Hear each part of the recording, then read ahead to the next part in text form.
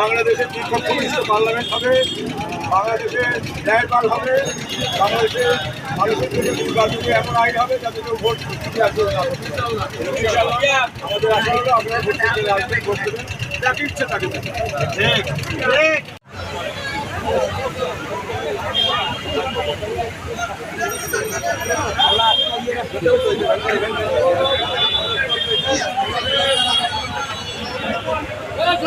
ডিসেম্বরে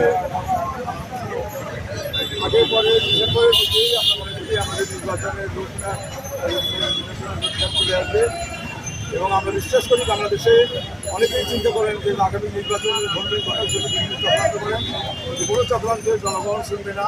আগামী দিনে যারা 15 বছর ভোট দিতে পারে না সেই ভোট দেওয়ার জন্য এই সংস্কারকে মানুষ বসে রয়েছে হয় আগামী দিনে স্বচ্ছ ভোট দেওয়া।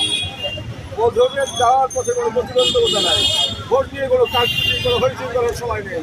মানুষ ঐক্যবদ্ধ সংস্কার কবে আসবে মানুষ শোনার অপেক্ষা রয়েছে এবং ডিসেম্বরের মধ্যেই আমরা নির্বাচন আশা করছি।